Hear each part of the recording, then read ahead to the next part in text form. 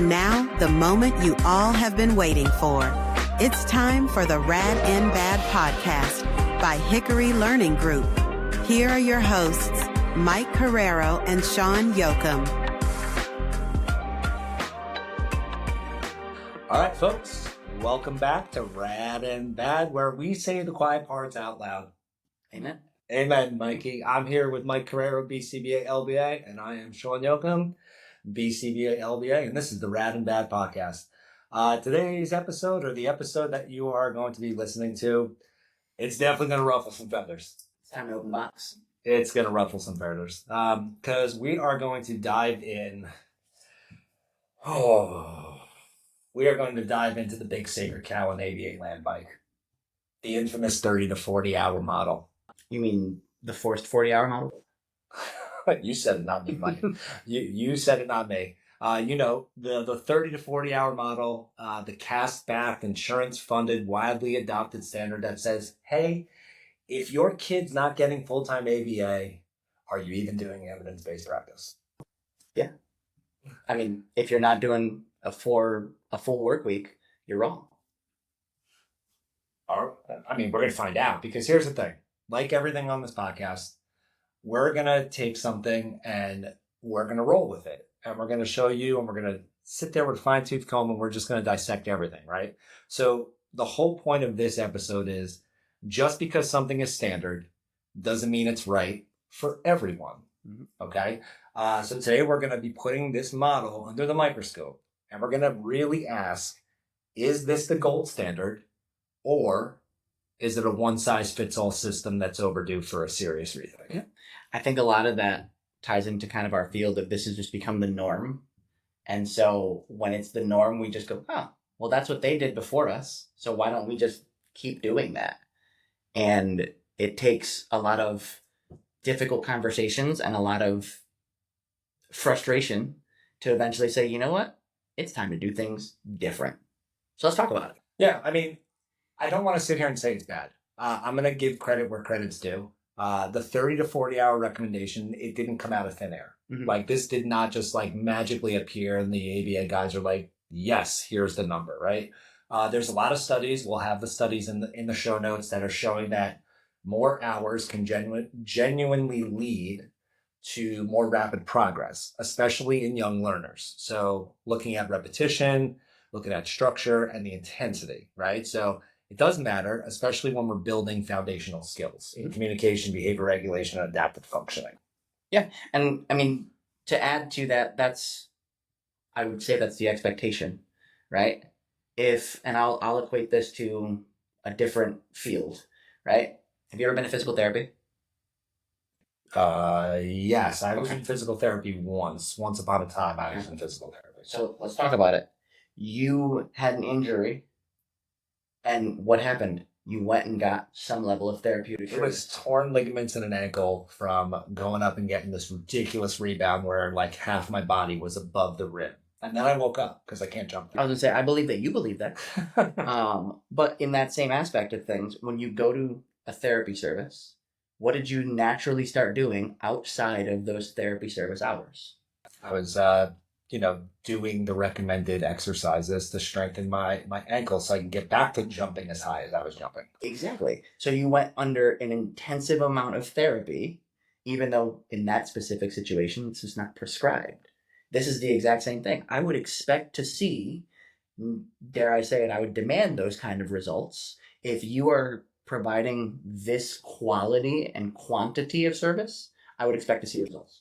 Yeah, let's be real, right? So there's a reason that young kids spend 30 plus hours a week in school, right? There's a reason, because learning is a full-time job, especially when you're little, right? So in theory, like you just said, at that level, having that amount of hours in ABA makes sense. But here's a caveat.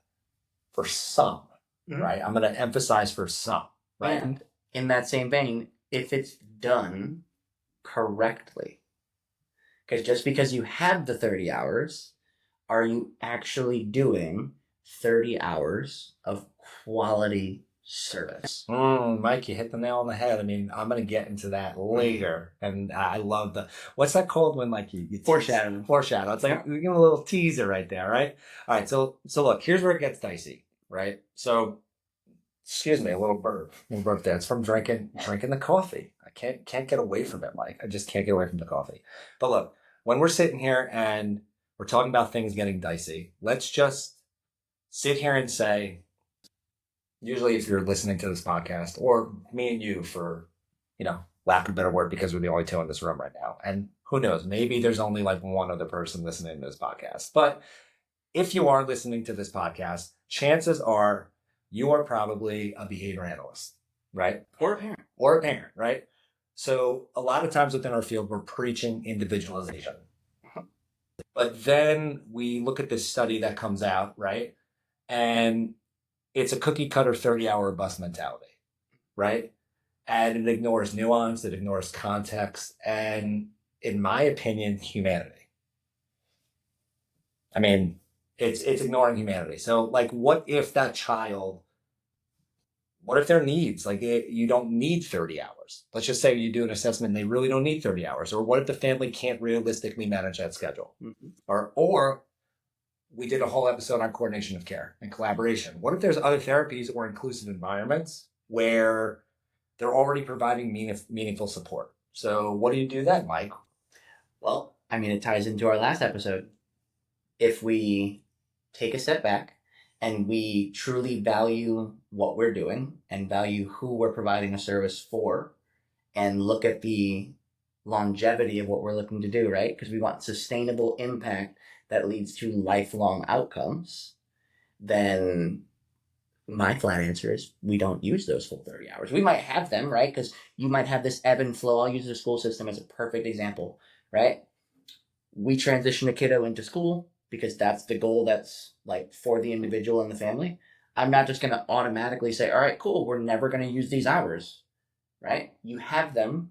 They're there. If you need them, hey, we have a half day of school. Are there other things that we can work in? That's a good conversation piece of, if they need the support, then we'll bring you back up and give you a couple more hours. But, and I'll say this very plain and straightforward, just because they have the availability does not mean we staff it. That's a great point. So why do we do this with ABA hours? Like, why is this something that is done within our field? Like, it's done and it's all in the name of like best practice. Mm-hmm. It's like, we're going to prescribe all these hours in best practice, but would it still be considered best practice if the kid is burning out, mm-hmm. All before you even build rapport because of a high amount of hours in the caseload, or it alienates the family in the name of dare I say it, a funding model? Yeah. I mean, the reality of it is, like, and we'll talk a bit more about it in a little bit, but if you're not utilizing the hours for the right reasons, then it's exactly that. It's a payer's market, right? We are using those hours to cover someone else's salary, to bill out that empire, for lack of a better word, instead of doing values-based care. Yeah. Yeah. I mean, it's the old argument about like quality versus quantity, mm-hmm. right? We should be advocating for better quality therapy than opposed to the quantity of the therapy. So like we frame it as this 30 to 40 hour of like comprehensive ABA or intensive ABA, but just because something is intense doesn't necessarily mean it's effective. One of my favorite least favorite words, man. And we've all seen it. Like, I've seen it in other jobs that I've had. Like, you're filling timesheets, mm-hmm. or you're putting, I hate to say it, but you're putting fluff goals in. Yep. You're putting goals in just to cover the amount of hours of therapy, right? And then you have poor session structure or inconsistent staffing, right? There's all these variables. Dare I say it, minimal generalization. Yeah, I mean, historically, right, the environment is not set up to truly support the individual for even dipping your toe in the aspect of generalization, right? We talk about, I'm going to set you up for success and going to a school-based environment. How many locations have a modified classroom? Not many. Right? Or access to a modified classroom. Even a typical school desk. Well, where we are in the country, not many. I'm sure there's probably other areas of the country where that might happen, but not where we are. But I think we discuss that as like the long-term goal, and we say, hey, this is that track record and that path of how you get from point A to point B. You want to get to school, you want to make a difference, this is how you do it. And then we just don't set you up for success. Yeah. We're looking at it, and again, I want to preface this by saying, like, I think the 30 and 40 hour model benefits some individuals, right? But what we have to look at is it should not be about the hours, right?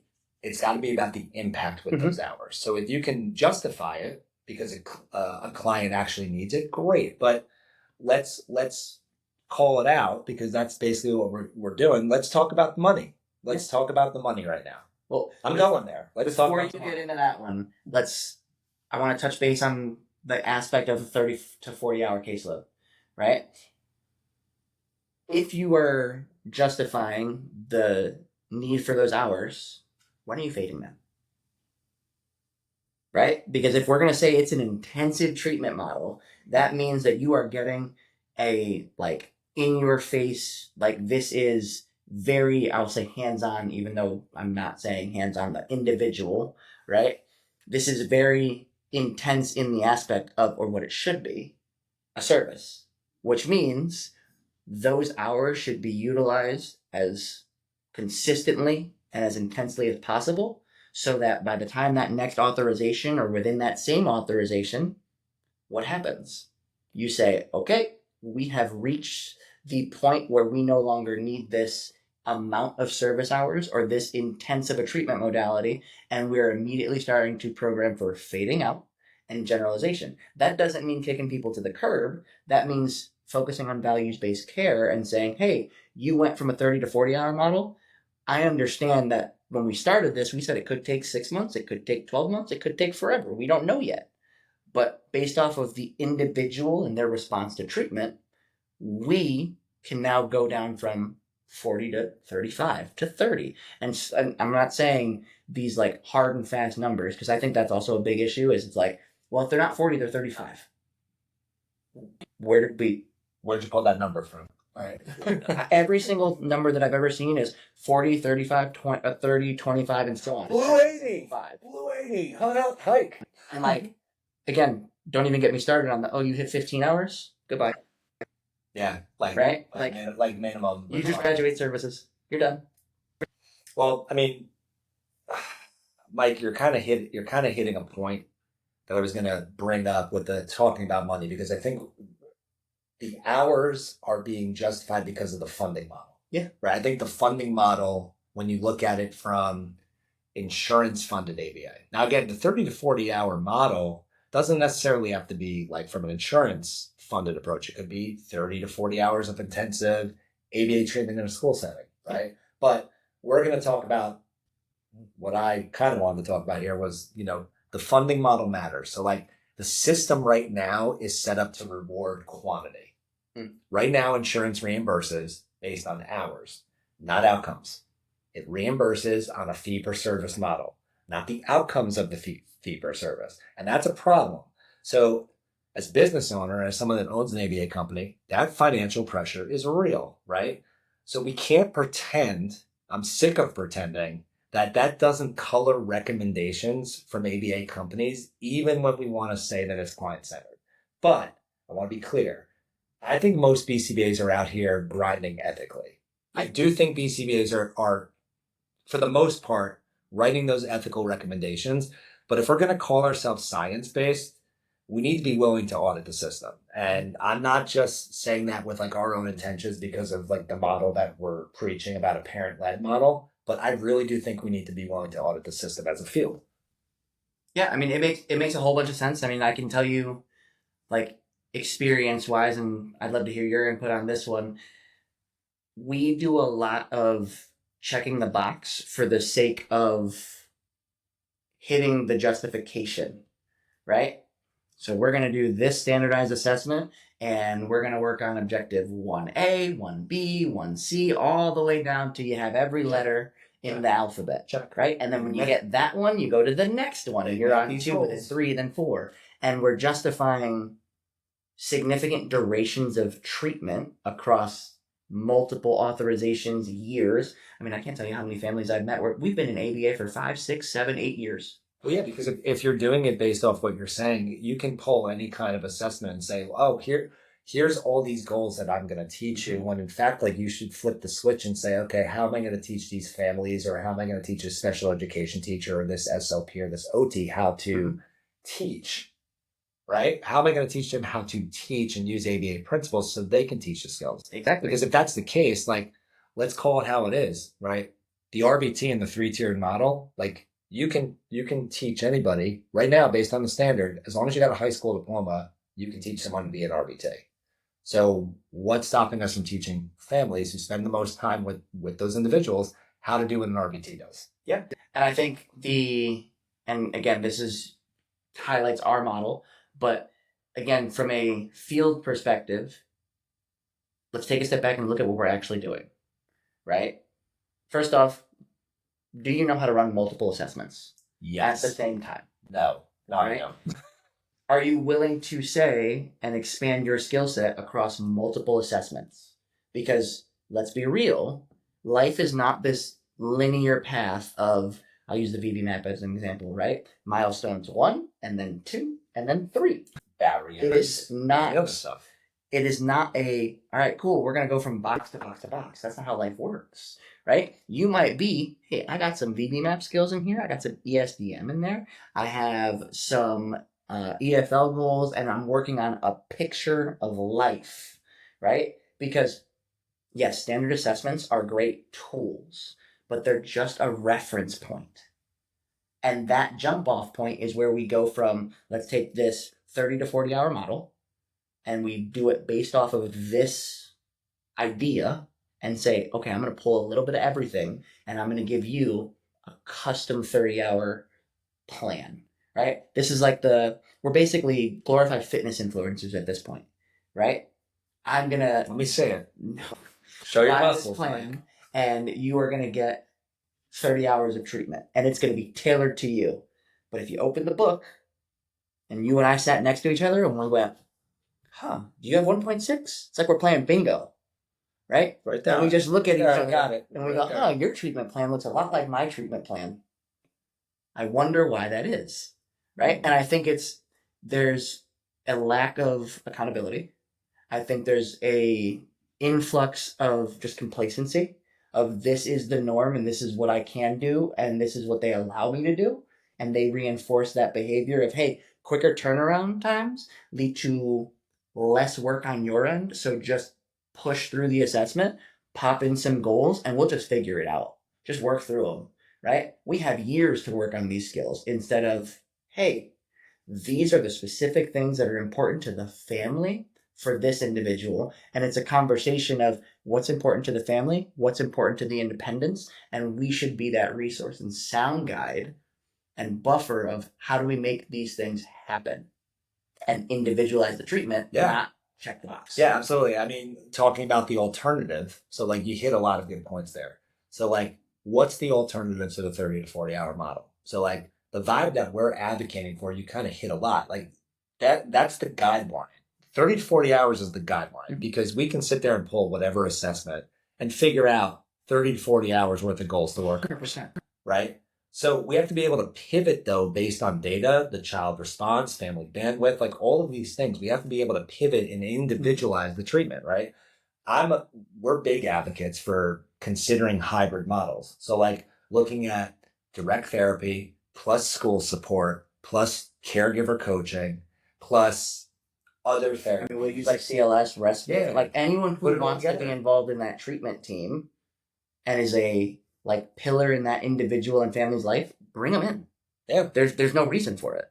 They belong in the aspect of the team, because let's be real, that's more normal than us being in their life. Yeah. And again, you touched on titration plans, right? And graduation plans, right? We need to actually use titration plans for what they're actually supposed to be used for. And that's to reflect progress. It shouldn't just be something that's in there because it's a requirement. Mm-hmm. You shouldn't just think, here's my titration plan. When they hit 75% of their goals, we're going to reduce hours by 2 hours. No. If the client's making progress, Fantastic. Titrate the hours. Yeah. Move to a parent training model. Teach the parents how to teach the skills. Use that as the current need. I think we also have to stop weaponizing fidelity just to justify an overload of hours. Like, oh, well, we're the only ones that can run the treatment because we make sure that we have fidelity and we make sure that our procedures are being implemented correctly. I'm gonna call it how it is. I bet you over 75% of clinicians out there that are working in a private insurance funded model, show me your procedural integrity and your IOA data. Show it to me. Do we know how to calculate the IOA? Well, show it to me. I think report on it. Report on it on your reports. I think you should report on PI and IOA. If we're all about fidelity and we want to justify that it's our interventions and our techs are the ones that are running it, show me that the data are actually valid, reliable, and accurate. Show me that your intervention is the reason that the kid's making progress or not making progress. I don't think we do that. I wholeheartedly agree with you on that one. I think one of the other issues is we, from a knowledge perspective, right, there's a lot of gaps as providers that we either have or choose to not fill, right? Like when we look at reviewing data, do you know what you're looking at? Right? Nope. When you look at the data that's in front of you, right, we always talk about like just a regular visual analysis of data. And you can look at a graph. You were showing this before to me, and I was blown away. And this is one of my favorite things to like teach with students because I get to teach the why, right? You can look at any graph under the sun and make an educated guess on what you see in front of you in live time. You see a line, and again, when we talk about this from a dimensions perspective, we use simple line graphs and bar graphs because they're easily understood and readable. However, I can show you a line graph and I can show 50 other people a line graph, and I'm going to get 51 different interpretations of what that means. Some might be the same, but it'll be similar, but I won't get an identical. It's not objective. So what do we need to do? We add numerical values and do a actual statistical analysis to make an informed decision. And I think if we did more of the, I would say, basic or rudimentary skills that we have as providers, right? And this is, I would say it's not a ABA specific thing. I think it's a service delivery aspect of things. If anyone's utilizing some level of data collection and data-driven model, look at your data. Don't just look at the line. Because, again, you can have 3 points going in a direction. Look at the wrong and numbers. You're like, I'm just going to change it. We look like we're in the right direction. Looking is not enough. And then we wonder what happens when all of a sudden Johnny's in the middle of a meltdown because we changed the rules. Because we said, oh, you're ready. When in reality, they weren't. And I think that ties into the individualized aspect of care. And when we talk about titration and making a difference, if we're actually titrating appropriately, that means we're making informed decisions that are based off of data that is actually statistically reviewed and shows and supports that the interventions that we're doing and the progress that's being made is actually working. Yeah, it's like the 3 to 5 data points indicates a trend, but then when you look at the 3 to 5 data points within the broad numbers, do you actually have a trend in the data? And a lot of times it's that cookie cutter approach as to like, oh, we're going to start systematically fading the prompts within session because we had 3 to 5 data points that say that. Or, oh, we have 3 sessions with this amount of data that was collected and the percentages are here. Mm-hmm. Oh, we have an increasing trend, but in reality, you might not actually have a trend in the data and your data might not actually be stable. Yeah, exactly. And I think 2 different I learned that from you today. I think 2 different things. Number one, I think it ties back into your procedural integrity and IOA, right? Because I don't ever want to believe that anyone's manipulating data in a malicious manner. But if our definition and teaching procedures and accountability and BST and support is not the same tier that we're preaching, your interpretation of the information and training that you have received is different. Because we're people. I can't be 100% every single time. That's not realistic. I wouldn't expect that of you, anybody, and I really don't expect it of our people. No. Now, we've got some variability because your interpretation and my interpretation are different. That's issue number one, because IOA and PI are different. That means maybe our data is not as reliable as we think it is. So the potential barely increasing trend that you're seeing, maybe it's not there, right? Or maybe, because again, I want to believe that we get into this field to make a difference and care about people. Sometimes when our people see that they've made progress, they're like, oh, I got the good trial, and they forget to record the not good trials, right? I can't tell you how many times I've looked at a goal and been like, why is this at 100%? I see 3 data points going boop, boop, boop across the top, and I go, that's not right. And then I look, and it's like, well, those 3 trials are the ones that they got right, but the 15 that they got wrong are not in here. Because we're so focused on the result that, again, just from an empathic perspective, right? I'm focusing on keep doing the great things. We're talking about just principles of reinforcement. But not that I didn't give you credit for the good stuff, but I didn't hold you and them accountable to the information at hand. And then I think the other piece is so true. When we're talking about the baseline of skills, and this is what I'm going to quiz you guys on, without Googling it, can you tell me what a stability envelope is? And how to determine what the trend is, and when you can determine the trend of it, how many data points you need, and how to calculate your stability envelope to ensure that your data is stable. Leave it in the comments. Can't wait. And if you don't know, I can teach you, because that is one of my favorite things to do, especially when it comes to identifying the why. And you want to talk about making an informed, data-driven decision? Guess what? I can tell you if it's going in any direction based off of the information you provide, because numbers don't lie, as long as you didn't lie about the numbers. Mike, such a great point. I want to know the function. Amen. I want to know the function. Here, I got to remove this thing. New swag, behavior. I want to know the function.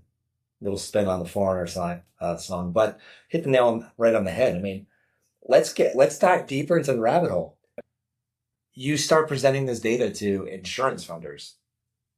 If PI and IOA are huge to prove that our intervention is actually having the impact on what is happening, right? Progress, we'll call it, right?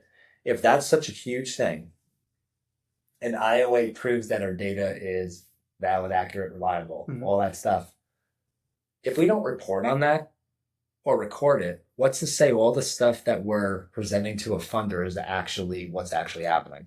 Agreed. Right? So if you're not reporting on that, how can you confidently say that I'm saying it is because I signed off on the session notes. It's because I told you so. It's ridiculous. I think that needs to be a requirement. Yeah. I think PI and IOA data needs to be reported to funders. I'll take that one step further. I'll say, if you don't have anything to hide, right, and you want to say that what you're doing is not only ethical, but data driven and actually is supported by numbers, have other people review it. Right? And I think I would call for change in just insurance reform in general, but people should look at the data. There should be an actual conversation about it.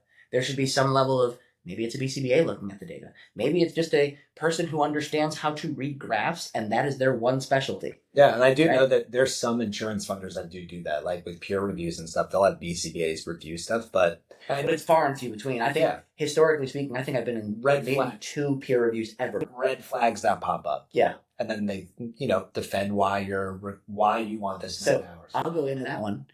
The red flag that popped up, the only reason that I've ever gotten a peer review, do you know what it was? No clue. That's why you're going to tell us. Underutilization of hours.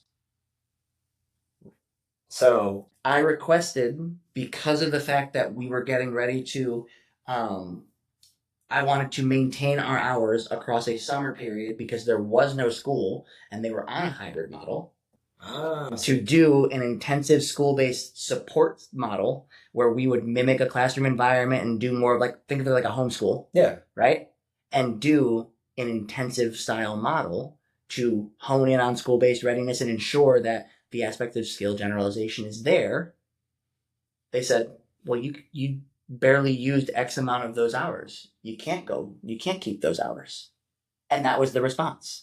That was the only thing. And I fought tooth and nail. I said, okay, but I understand that that's what was happening. And these were the reasons, right? It was for transportation. It was for location. It was for, multiple kids and all it. Like, again, sometimes the families or the insurance forgets that people have more than one kid. So, like, yeah, you might qualify for 40 hours of service, but you can only commit to 25 because you have to take 3 other kids to their appointments and their needs, and all the other things matter. And when we requested the hours, they went, you don't get those because you didn't use anywhere near it. And I went, but here are the reasons. And they said, not good enough.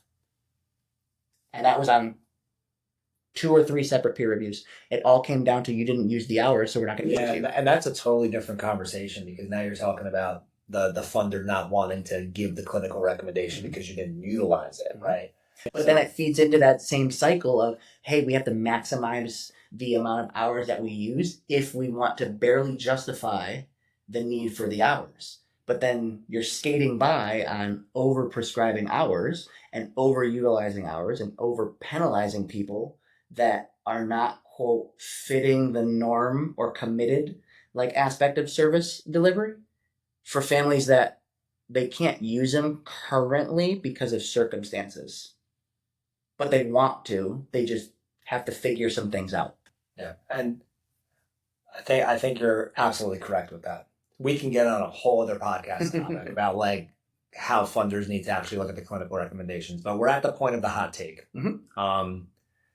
Looking at the 30-hour model as the gold standard. This is just my opinion. This is my hot take. I think the 30-hour model is fool's gold. I don't think it's gold standard. I think we look at it, and again, I'm not saying the 30 to 40-hour model is evil. I'm not sitting here and saying like we should just abandon it, right? Because I do think it can be transformative for some kids, right? But it shouldn't just be the default, right? I think it's got to be earned. And I think it's got to be earned through genuine need, justified by rigorous data, demonstrating its necessity. I think it's sustained through ethical, high-quality practice and not just, you get 30 to 40 hours. Mm-hmm. It's got to be high-quality practice that embodies, and here's the caveat, all 7 dimensions. All 7 dimensions of applied behavior analysis. Because if we truly are about behavior analysis as clinicians, then we need to analyze the entire environment, including our own system pressures, and the allure of easy billable hours. And we make behavior change where it truly counts, and that's in the child's life. That's my beginning of the hot take. How do you stand with that? What do you think? I wholeheartedly agree. Quick squirrel. Just to see the age of our people. Are you get a cab folks or are you back cage folks? Oh man. Because those are 2 totally different, like, I firmly knew, like, get a cab. And then when I started teaching, it was, oh yeah, back cage. And I went, honestly, that's a lot cooler. I would have remembered that. Right? And I just picture, like, Bruce Wayne get to the back cage. Like, something, like, intense. And I was like, oh, that makes perfect sense. Oh, man. But different generations for that. But I think it's been easy to do. And it's just been so much of the norm of service delivery that's the big problem, is we've gotten lax in 2 ways. One, we've gotten lax in our pushback of what we believe to be the right way to do things in the field. And I also think we've also gotten lax from an accountability perspective of them to us, right? We've just gotten this, like, easygoing pace of, I'm going to ask for it, you're going to give me it, we're going to be good. I don't ask questions, you don't ask questions, and at the end of the day, we just keep going in the right direction. Yeah. The gold standard should never be about hours. It should be about outcomes. 100%. So that's why I never understood, like, 30 to 40 hours is the gold standard. No, the gold standard is the individualization of how many hours that kid needs to make clinical progress, right? And whose outcomes are you referencing? I'm referencing the outcomes in respect to the child that's receiving the services, right? We got to truly empower the family, prioritize quality and generalization over quantity of direct service, right? So I'm about to torch this sacred cow right now. The sacred cow, the automatic assumption that 30 to 40 hours of ABA being the gold standard, right? I think it's bullshit. Sorry, I'm getting explicit. I think it's bullshit. Even though the research is there that says it, just because you're clocking in hours doesn't mean you're delivering quality ABA. I got an idea. How about we take partial interval recording of our RBTs and our clients during ABA of those 30 to 40 hours? How often are they actually engaged in therapy? How often are we actually doing what we say we're doing in those 30 to 40 hours? Because I'm going to call a spade a spade. I know for a fact that those 30 to 40 hours, you're not doing ABA the whole time. Correct. You're not. So let's just look at it and let's go to the OG of Bear, Wolf, and Risley and let's make it how they made it crystal clear back in 68. It's about all 7 dimensions and it's not about seed time, right? Think about it. If you're building a mansion in a swamp, right? Don't matter what kind of cool stuff you got inside your mansion if the foundation is going to sink. Yep. It don't matter, right? Similarly, if your ABA programming is missing key elements within those 30 to 40 hours, you know, it's like the whole lipstick on a pig analogy, Yeah. right? Like if you put lipstick on a pig, it's still a pig. Here's my hot take. If you're doing 30 to 40 hours of garbage ABA therapy, you're just doing garbage. That's it. Mm-hmm. No matter how many billable units you rack up, right? And if you're not adhering to the 7 dimensions, you know, and we're so hours obsessed with it, like it's not ABA. It's not the science. It's not, yeah, you said it, right? Look, we talk about it all the time, Mike. And that's universal for all aspects of childcare, whether it's in the home, in the clinic, in the school setting. Yeah. Like it is not, we're not pigeonholing any one specific domain. That is a provider field concern, right? If we are truly focusing on what matters and programming for the individual, not the assessment, then we wouldn't have this problem. Oh, absolutely. I mean, that's the next thing. Here's the reality check for you. We talk about it all the time. There's 168 hours in a week. So even if your kid's attending the clinic the 30 to 40 hours, it's less than 25% of their actual life. The real learning, the real struggles, all that real growth, that's going to happen with their families. It's going to happen in the damn grocery store. It's going to happen on the iPad, right?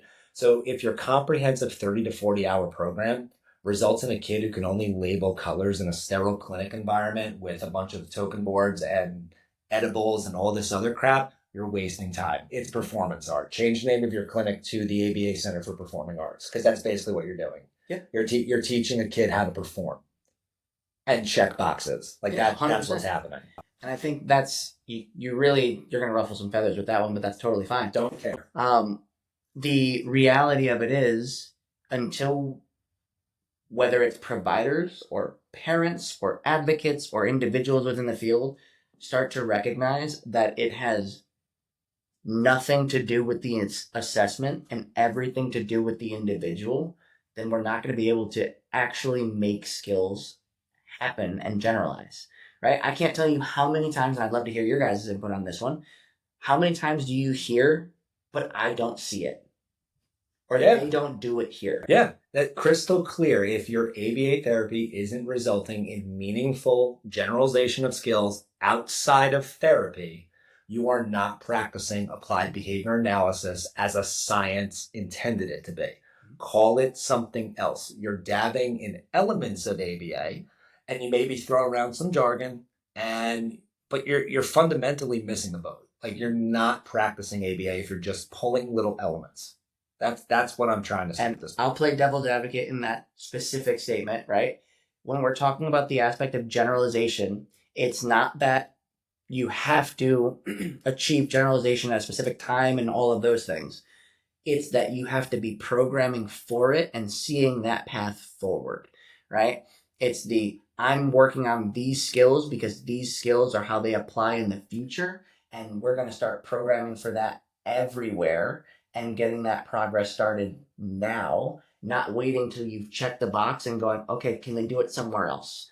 Because the whole time you were doing that, you could have done it in every other setting possible with so much more support and teaching and education to the environment around them. Yeah, I mean, I don't want to sit here and keep kidding ourselves regarding this, because I'm just tired. You know, I'm seeing people that are in the field of behavior analysis outside of providing services to individuals with autism, and they're looking at it and going like, there's a wider array outside of just autism therapy with applied behavior analysis. I think what's happening is we got to stop kidding ourselves. Like, we have to stop slapping ABA therapy on services that don't prioritize and achieve generalization, because it's misleading. And what happens is now ABA gets the bad name. Mm-hmm. The science of applied behavior analysis gets the bad name because you're not it's misunderstood. You're not performing it. You're not performing it. You're doing pieces. You're doing pieces of it. That would be like if I was like trying to teach a kid how to hit a baseball with a baseball bat, and I like was doing a bunch of stuff, but oops, forgot to give him a bat. Yeah. To hit the ball. Like it's mind-boggling to me. And look, what I'm trying to get at is, I think our field for autism care is we're looking at it and we're labeling it as ABA therapy, but in fact, a lot of people that are opening up clinics and going on this 30 and 40-hour model, it's developmental child care with sprinkled in ABA concepts. Mm-hmm. That's basically what it is. And you know what? There's nothing wrong with that. There's nothing wrong with providing developmental childcare, because I think it's a valuable service, and I think there's families out there that need it. But we need to have some transparency and call it like it is. Yeah, I mean, it's that buzzword slogans that we throw around, right? If you come here, we'll fix this. If you do ABA, you'll see these outcomes, right? Well, the answer to those questions is yes, but are you actually doing the service? Because I can lie to you till I'm blue in the face about what we're doing here. But if you don't see the results, then clearly we're not doing it. Or we're choosing to do it wrong. Yeah, like just stop using ABA therapy as a fancy facade to mask what's actually happening. Like it's supervised play, it's isolated skill drills, and it doesn't translate to real life. Majority of it. Yeah. And I'm a BCBA. You're a BCBA. We've seen it. I wouldn't be saying this if I didn't see it happen firsthand, right? And if we're not taking those 7 dimensions and we're not guiding it in your practice, then what are you doing? Like, what are you really doing? Like, it's just elements. It's not ABA therapy. It's not. I think it's time for radical honesty. I think we got to stop over-promising and under-delivering. Let's reserve the term ABA therapy for programs that are truly committed to all 7 dimensions, with generalization as a non-negotiable outcome. Because anything less, like, it's not ABA. I mean, it's time for a rebrand. So if that's the case and you want to open up an ABA therapy company, reframe it, call it developmental childcare, and be upfront about the scope and limitations of your services. And I don't know, stop billing insurance for it because it's not ABA. I agree. That's the real talk. That's my hot take. This has been Rad and Bad, Mike. Why don't you close it out? Case closed on that one. We appreciate you guys joining us on this wonderful deep dive into the inevitable 30 to 40 hour caseload. We would love to hear some more from you guys, so drop some comments below, like, share, subscribe. If you're looking for us, we're on YouTube, Apple, Spotify. And for those of you tuning in, please stay tuned for some CEU content. For now, stay rad and bad. Peace.